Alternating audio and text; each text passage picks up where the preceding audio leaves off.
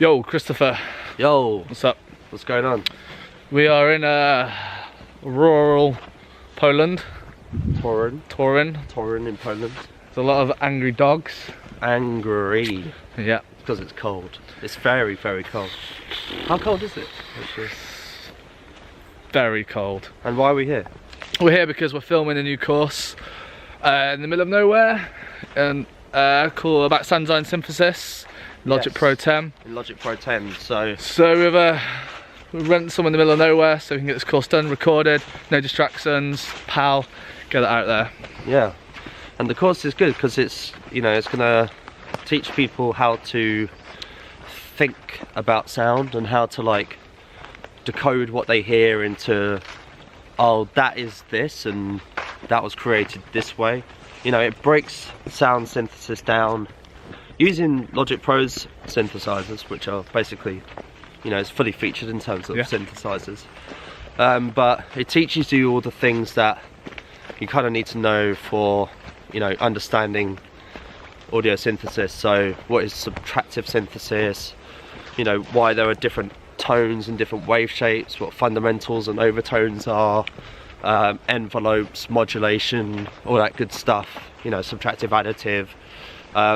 It's kind of like learning music theory in a way, because you start to understand the language of sound and you start to listen to it differently, you start to understand how these sounds are created, and it will help to get you out of the comfort zone of using presets. Yeah. But it will also help you sort of understand presets and reverse engineer them a bit, so it's, even if you do this and you don't necessarily want to design sounds, it will just help you appreciate them better. So for example, if you were in a mix situation and you just needed a slightly shorter decay on your synth, instead of reaching to compressors and transient designers, you go, oh cool, I just turn down the decay on the ADSR envelope in the sound and boom. So it will help you throughout. It'll help you in all things audio. That's what I believe anyway, because I feel when I learned about synthesizers and stuff like that, when I was first like using Reason and stuff like that, and when I went to university to study sound design, it actually gave me a huge advantage in all aspects of production, mixing, mastering included. So yeah, just an understanding of how sound works. Yeah, I think we do live in a day and age of so many amazing synthesizers and so many like cool presets everywhere. Yeah. That you can get away with not really learning sound design, but if you do learn sound design, it will improve your songs. You can just more get sounds that you want rather than relying on presets. Because don't get me wrong, you do get some awesome presets in Serum, Massive, Nexus, that kind of thing, but it's not your sound. You're relying on someone else's sound. If you want to think of a sound in your head and work it out step by step, learning sound design synthesis is Also, the way to do it. you might be frustrated that your synthesizers have limited sounds because you've limited yourself to the presets on them, but you might not know that if you just knew a couple of things about sound design, you'd actually be able to get more sound out the synthesizers that you've already got, more value out of what you've already got, instead of going, oh, I don't like any of these sounds, I need to buy another one. Yeah. You can actually, when you learn sound design, you can actually achieve quite a lot with very, very small amount of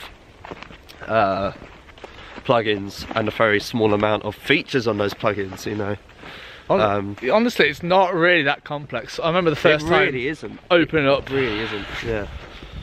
Yeah, so I can't remember what it was, Logic Pro 7 or something. I can't remember what synths were on there.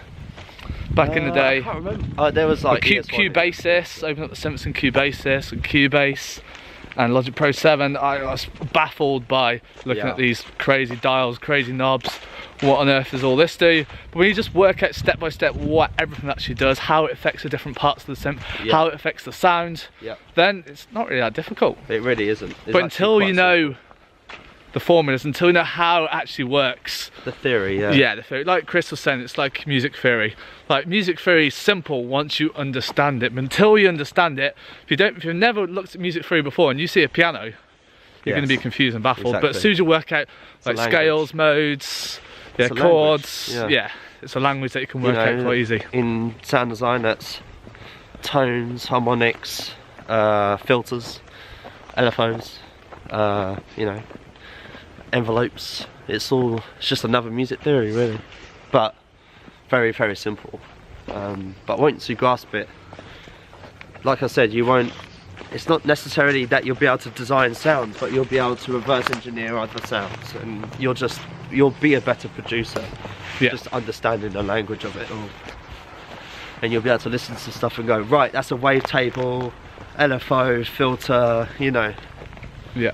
So yeah, and then you'll be able to go, oh, I'm gonna steal that sound. You won't even have to sample it or anything. Oh, it's a train track. Yeah. You won't have to sample it or anything. You just create it. You steal the idea. So I'll tell you what, we don't really get train tracks like this in England. This is crazy. Yeah. So let's hope we don't get hit by a train. Wow. Right, I'm going over. So yeah, the sound design synthesis course, it's in the process of being made. It should be out before the end of December. End of December, yeah. Yeah, so new year, new you, learn sound design synthesis. New year, new you. New year, new you. New Year's sound synthesis resolutions. Yeah. So thank you for watching this video blog. Hope you found it useful. Thanks. We're going to find some firewood, continue on the course, and yeah, hopefully you guys and girls will find it useful. Got comments, questions, feedback, put them below. Thank you again for watching, and we'll talk to you soon.